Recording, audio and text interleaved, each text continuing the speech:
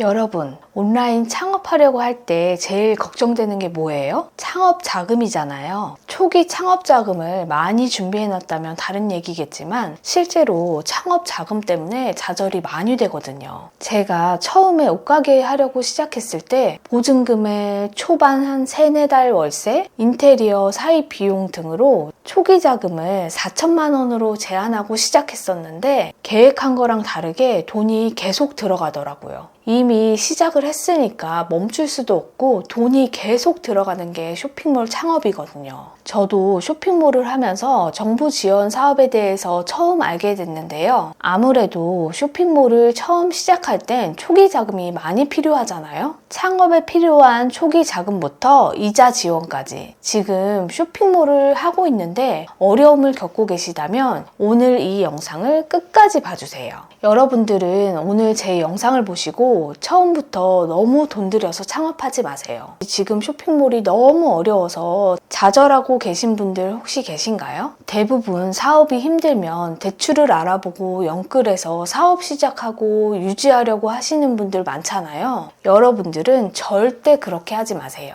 지금 쇼핑몰을 운영하고 계신데 도움이 필요해서 정부 지원금 받아서 사업할 수 있는 방법, 제가 그 노하우를 알려드릴게요. 오늘은 다양한 지원 사업부터 사업 계획서 작성, 사업 발표 꿀팁까지 자세하게 알려드릴 테니까요. 오늘 영상도 끝까지 시청해주세요. 처음에 사업자도 없는 예비 창업자부터 해서 이미 창업을 한 지 3년 이내인 분들, 7년 이내인 분들 이렇게 나누어서 신청해 보실 수 있습니다. 보통은 청년이라고 해서 39세 미만을 지원하는 제도가 있고요. 최근에는 중장년들을 위한 지원 제도가 생기고 있어요. 그래서 나이가 어느 정도 되더라도 세대별로 맞춤형 창업 프로그램이라고 해서 제도가 나오고 있기 때문에 각자의 상황에 따라서 거기에 맞는 프로그램을 찾아서 충분히 지원받으실 수가 있습니다.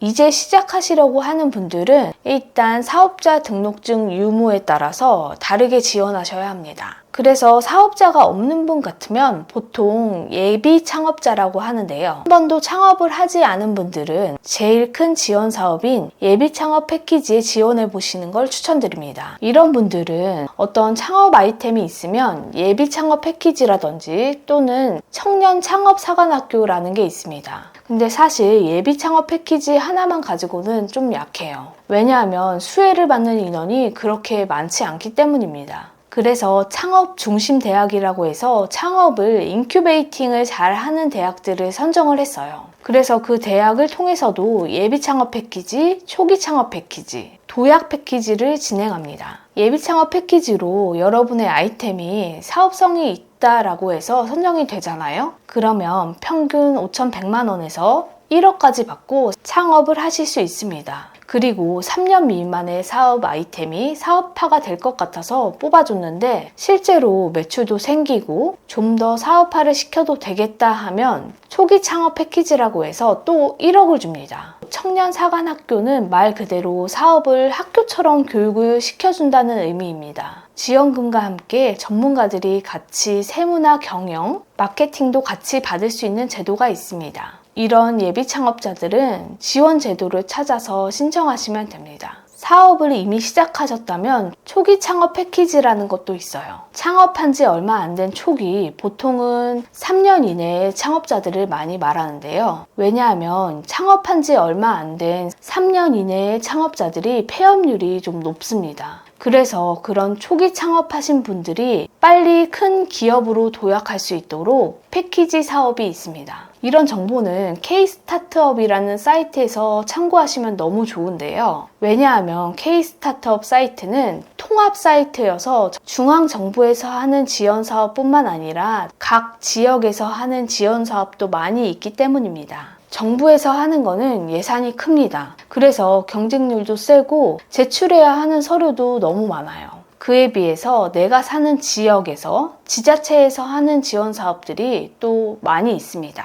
특히 지방일수록 경쟁하는 사람이 적어서 정부에서 하는 지원 사업보다 합격률이 훨씬 높아요. 예를 들어 경기도 지역이면 중앙정부보다는 경기도에서 하는 지원 사업을 신청한다든지, 더 좁게 성남시, 용인시, 수원시 등에서 하는 걸 신청한다든지, 그런 식으로 지원하면 합격률이 훨씬 높아집니다. 이런 사이트에 가서 지역에 있는 지자체 사업들도 어떤 게 있는지 찾아보시면 훨씬 더 지원을 많이 받으실 수가 있습니다. 그리고 소상공인진흥공단 사이트에도 다양한 지원 사업들이 있어요. 온라인 쇼핑몰을 하시는 분들도 신청 가능한가요? 당연히 신청이 가능합니다. 사업자 주소에 해당하는 지원 사항을 보시면 됩니다. 지원 사업 종류를 보면 첫 번째는 소상공인 경영 부담 완화라고 해서요. 전기요금 특별 지원, 그리고 소상공인 재기 지원이라고 해서 희망 리턴 패키지랑 자영업자 고용보험 지원에 관한 게 있어요. 희망 리턴 패키지는 제가 저번 영상에서 자세하게 설명드렸으니까 그 영상을 참고해 보시면 됩니다.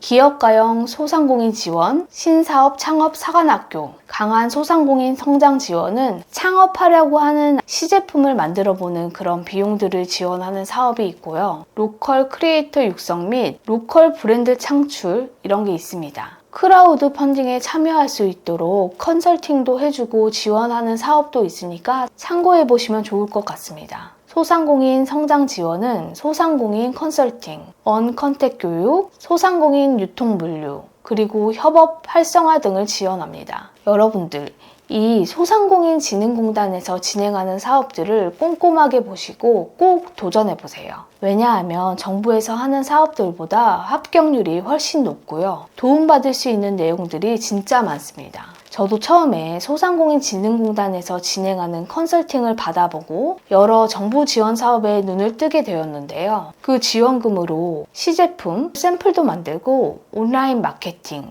브랜드 홍보물 제작, 홈페이지 제작, KC 인증까지 진행하면서 쇼핑몰을 점점 확장할 수 있게 되었어요. 지원금뿐만 아니라 멘토링을 통해서 다양한 사업의 방향성을 찾을 수 있는 기회가 되었거든요. 그래서 처음에 합격하기 쉬운 것들부터 지원해서 도움을 받아보시면 그 이후에는 그 성공 경험이 쌓여서 더 탄탄하게 지원해서 도움받으실 수 있습니다. 이제 가장 중요한 사업계획서를 작성하는 방법과 사업 내용 발표하는 꿀팁에 대해서 자세하게 말씀드려 볼게요. 일단 지원하는 사업의 공고문을 꼼꼼하게 보셔야 합니다. 공고문에 보면 합격 요소가 점수별로 다 나와 있어요. 각 항목별로 점수가 매겨져 있어서 그 내용에 맞춰서 쓰시는 게 아주 중요합니다. 또 절대로 전문 용어라든지 사업에 대해서 어렵게 얘기하시는 것보다 이 사업에 대해서 아주 쉽게 설명을 해주셔야 합니다. 보통 시간이 10분에서 15분 아주 짧은 시간이거든요. 그래서 간결하지만 임팩트 있게 해야 합니다. PPT 자료도 좀 더 이미지화해서 글보다 이미지로 한 번에 딱 이해할 수 있도록 설명하는 게 아주 중요합니다.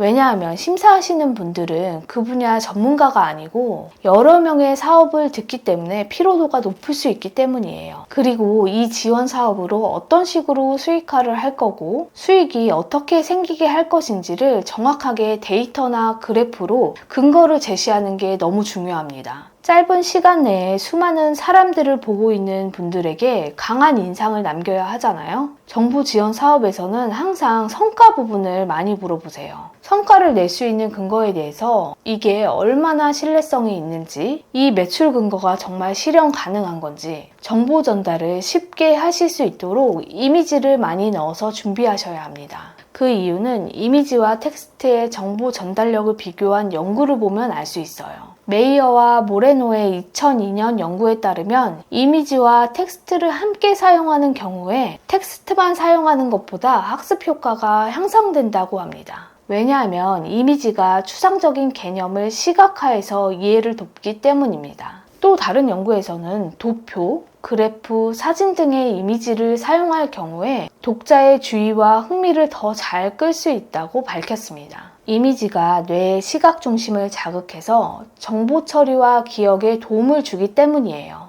그러니까 여러분들이 이런 부분들을 잘 활용하셔서 준비하시면 합격률이 더 높아질 수 있습니다. 온라인 의류 쇼핑몰을 운영하고 계신 분들은 예를 들면 기존 사입을 진행해서 판매하고 계신 분들이라면 의류 제작을 통해 브랜드로 성장하고 싶다. 이런 제작을 통해 비즈니스 모델을 B2C, B2B 또는 B2G 형태로 확장할 계획이다. 지원금을 받아서 브랜드 이미지에 필요한 시제품을 만들어서 홈페이지 제작과 마케팅을 통해 고급화를 할 것이다. 이를 통해 지금 판매는 이 정도이지만 앞으로 보다 높은 수익화를 위해서 대형 쇼핑몰에 입점해서 판매를 증진할 계획이다. 이렇게 전체적인 계획을 잡으시고 구체적으로 계획서를 작성하시면 됩니다. 만약 이미 제작해서 판매하시는 분들이라면 다양한 코디컷을 연출하기 위해서 다른 시제품 제작과 함께 홈페이지나 상세 페이지를 할 것이라고 계획서를 작성하시면 좋습니다. 만약에 이미 제작해서 판매하시는 분들이라면 제작했던 상품들을 고객의 니즈에 맞게 리뉴얼해서 제작할 계획이다.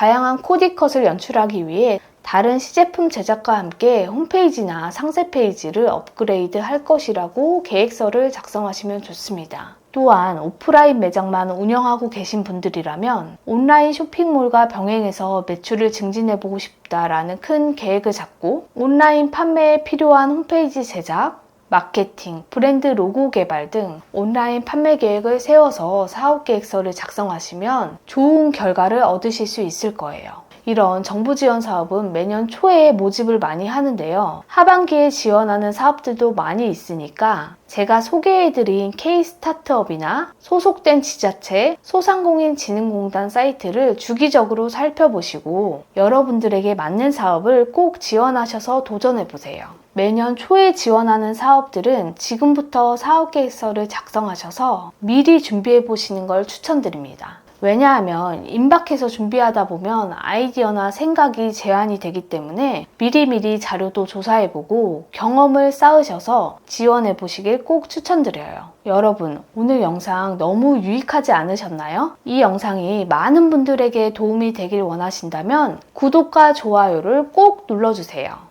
그럼 다음에 더 좋은 영상으로 만나요. 안녕!